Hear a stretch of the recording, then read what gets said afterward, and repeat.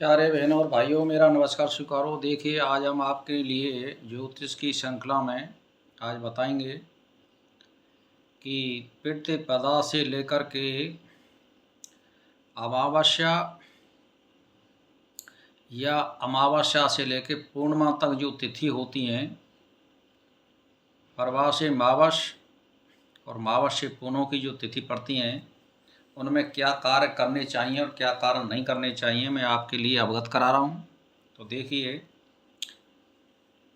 परवा का पहले से वर्णन कर रहा हूँ कि चित्रकला, आश्वारिष्ट निर्माण, औषधि सिद्ध तेल निर्माण यानी औषधि का निर्माण कर सकते हैं, नवीन खाट पलंग, आसन, वृक्ष काटना, घर के लिए पत्थर आदि लाना, ये सब कार्य प्रतिपदा तिथि में करने चाहिए।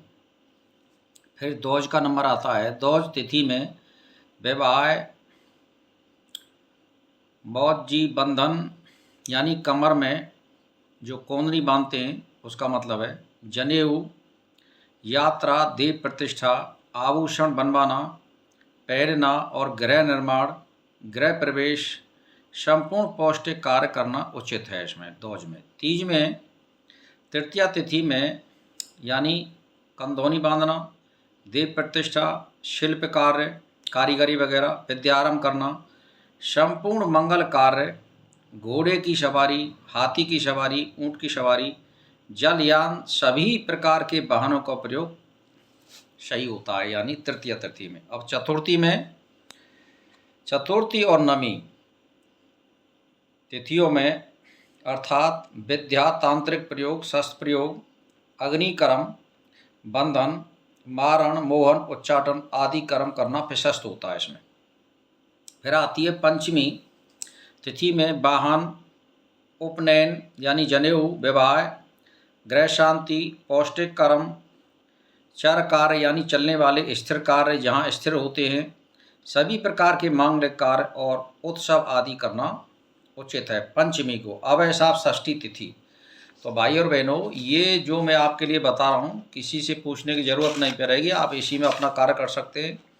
तो षष्ठी के लिए पशु से संबंधित बंधन, बदिया करना, क्रय विक्रय, और इनके लिए जैसे हिलाते हैं जिसको सिखाना कहते हैं पशुओं के लिए, वो भी कर सकते हैं, सवारी आदि, वास्तु कर्म, पृथ्वी से संबंधित कर्म, व्यापार, दुकानदारी, जल कर्म, क्रय विक्रय, आभूषण और व्यवहार षष्ठी तिथि में शुभ होते हैं।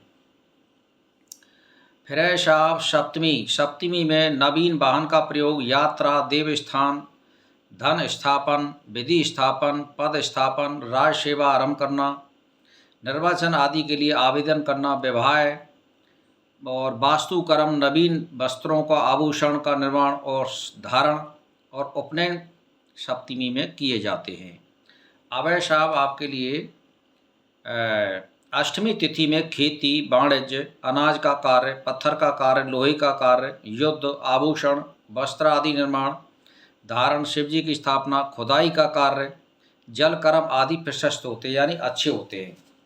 फिर आती है दसवीं तिथि में देवालय, राजभवन आदि का निर्माण, देव आदि की प्रतिष्ठा, यात्रा, विवाह, यज्ञोपीत, शांति कर्म, सभी पौष्टिक कर्म आते हैं। 11 में आते हैं तुम्हारे व्रत, उपवास, विवाह, कृषि, वाणिज्य, वस्त्राभूषण का निर्माण, धारण करना, शिल्प कार्य, सिलाई, कढ़ाई, रंगाई, पुताई और नृत्य, नाटक आदि कर्म, गृह निर्माण, विचित्र मनोरंजन कार्य आदि करने चाहिए। द्वादशी में चर, स्थिर, दान, शांति, पौष्टिक, यात्रा, अन्नप्राशन को छोड़कर सभी शेष शुभ कर्म करने चाहिए। फिर यहाँ पर आती है